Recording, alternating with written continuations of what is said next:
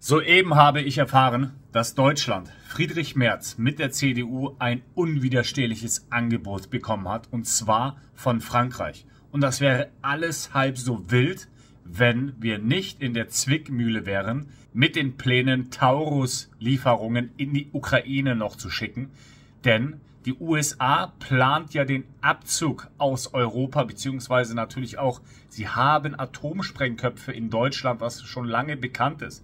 Ganz klar, diese möchten sie auch in Zukunft eventuell abziehen.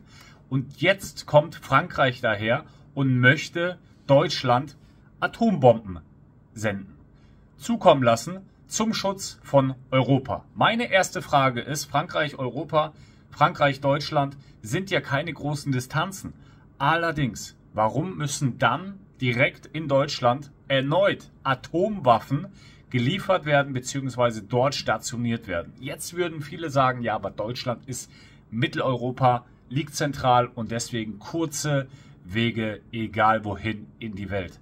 Und zusätzlich, was denkt eigentlich der russische Präsident Wladimir Putin eigentlich davon, wenn dann die Franzosen einspringen, obwohl er ja mit dem Präsidenten der USA, Trump, gerade in den Verhandlungen steckt? Wir möchten jetzt einmal ganz kurz reingehen in das Interview, wo ein CDU-Politiker etwas dazu sagt.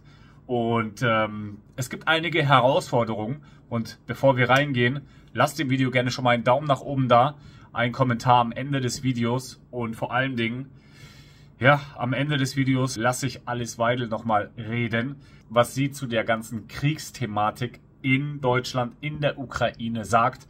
Und das sollte unbedingt verhindert werden. Sonst, auf gut Deutsch gesagt, haben wir große Probleme. Frankreich ist nach einem ganz neuen Bericht aus Großbritannien angeblich bereit, Atomwaffen in Deutschland zu stationieren. Emmanuel Macron habe sich bereit erklärt, Kampfjets mit Kernwaffen nach Deutschland zu schicken, um Wladimir Putin militärisch abzuschrecken. Das berichtet der britische Telegraph. Man darf nicht vergessen, zeitgleich ist die USA mit Russland in den Verhandlungen, um Frieden zu schaffen. Und Europa scheint vom Krieg nicht genug zu haben und möchte doch ein bisschen mehr Benzin ins Feuer gießen, bevor das Feuer nämlich ausgeht, immer noch ein bisschen reingießen damit es immer schön lodern kann. Mit Blick auf Donald Trumps Administration ist unklar, was aus den bislang in Deutschland stationierten US-Atomwaffen wird. Friedrich Merz forderte vergangene Woche Gespräche mit den europäischen Atommächten über eine nukleare Teilhabe von Deutschland. Es gehe um Unabhängigkeit von den USA. Versteh mich bitte nicht falsch. Unabhängigkeit, Souveränität ist das, was Deutschland braucht, was wir brauchen, was auch Europa sicherlich braucht. Aber das macht man doch nicht im ersten Schritt mit Atomsprengköpfen. Oder verstehe ich da irgendwas falsch? Ja, dazu frage ich gleich nach bei Dorothea Schupelius im Bundestag. Denn angeblich gibt es also dieses Angebot aus Frankreich an Deutschland. Was würde das bedeuten? Gibt es dazu schon mehr Details oder auch politische Reaktionen? Ein Schutzschild für Europa, und im Rahmen dieses Schutzschildes ist Frankreich also anscheinend bereit, nukleare Kampfjets nach Deutschland zu schicken. Ein freundschaftliches Angebot, was ja ganz gut dazu passt, dass Friedrich Merz schon am Abend der Wahl verkündete, er habe schon mit Emmanuel Macron telefoniert und wolle das deutsch-französische Verhältnis jetzt ganz neu gestalten. Ich konnte auf dieses neue Angebot aus Frankreich Bezug nehmend auf die nuklearen Kampfjets mit Jürgen Hart von der Union sprechen. Und da können wir jetzt einmal direkt reinhören, wie er das Ganze einordnet. Die Botschaft des französischen Staatspräsidenten ist klar. Ich bin bereit, mein französisches Atomarsenal auch zum Schutz meiner Partner in Europa einzusetzen. Und das ist zunächst einmal eine gute Nachricht. Praktisch gibt es natürlich eine ganze Reihe von Fragen dahinter. Der amerikanische Raketenschutzschirm ist ja verschieden abgestuft. Das ist der französische in der Form nicht. Es ist eine sehr kostspielige Veranstaltung. Und wenn wir tatsächlich in der NATO 2 unabhängig voneinander funktionierende Atomschirme haben, dann haben wir vielleicht die finanziellen Ressourcen nicht, um an anderen Enden bei der konventionellen Verteidigung Geld auszugeben. Deswegen muss das gut beraten werden. Aber ich finde, die Botschaft des französischen Staatspräsidenten, das Angebot auf den Tisch zu legen, das finde ich ein sehr freundschaftliches, freundliches Entgegenkommen.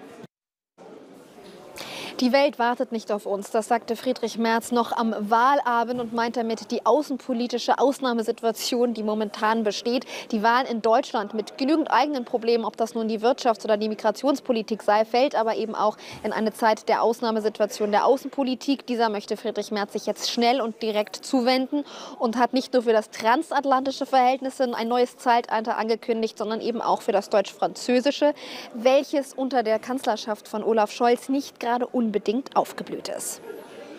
Vielleicht verbessert sich die Lage jetzt wieder. Dorothea, danke dir für deine Einschätzungen direkt aus dem Bundestag. Es wird sich auf jeden Fall verbessern. Denn wenn man nicht weiter weiß, dann schmeißt man einfach Bomben aufeinander, beziehungsweise nimmt auch gerne freundschaftlich Atombomben an.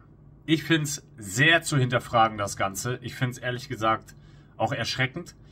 Natürlich muss man eine Souveränität haben, man muss eine gewisse Stärke haben. Aber es hat ja auch Gründe, warum Atomsprengköpfe nicht mehr, seit vielen Jahrzehnten, offiziell zumindest, nicht mehr explodiert sind. Sie schaden nicht nur den Menschen, sie schaden der Umwelt. Was sagen eigentlich dazu die Grünen? Auf jeden Fall, Krieg ist immer schlecht. Nachdem ich über 10 Jahre aktiv bei der Bundeswehr auch war, kann ich sagen, damit ist keinem geholfen. Keiner Familie, keiner Ehefrau, keinen Kindern. Und dementsprechend danke Frankreich für das Angebot, aber ich lehne dankend ab.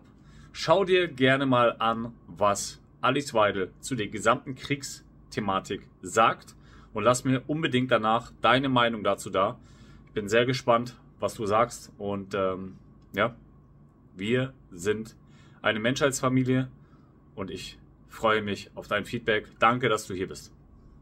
Der Abschuss einer deutschen Rakete aus der Ukraine heraus auf ein russisches Ziel wird als Reaktion, das werde ich Ihnen vorhersagen, was passieren wird als russische Reaktion nach sich ziehen, dass ein deutsches Ziel beschossen wird. Das ist der NATO-Bündnisfall, dann haben wir Krieg.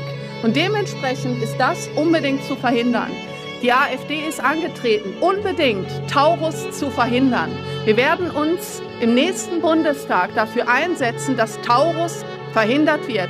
Denn Taurus ist eine große Gefahr, eine existenzielle Gefahr für Deutschland und für Europa. Ich lasse mir doch nicht von einem amerikanischen Vizepräsidenten sagen, mit wem ich hier in Deutschland zu sprechen habe. And my personal view and my willing is still and remains to deliver. Wir würden von Russland nicht mehr als neutral wahrgenommen. Nein, Frau Weidel, wir sind nicht neutral. Wir stehen nicht dazwischen. Wir sind auf der Seite der Ukraine. Wenn Putin das nicht akzeptiert, dann muss der nächste Schritt erfolgen und ihm gesagt werden. Wenn er nicht innerhalb von 24 Stunden aufhört, die Zivilbevölkerung in der Ukraine zu bombardieren, dann müssen aus der Bundesrepublik Deutschland auch Taurus-Marschflugkörper geliefert werden, um die... Ich bin dafür, dass wir eine Impfpflicht faktisch durchsetzen. So, und faktisch durchsetzen heißt 2G. Ganz konsequent 2G. Jetzt wirklich konsequent gegen diese Corona-Leugner und Impfgegner mal etwas unternehmen. Es ist jetzt gut mit Toleranz.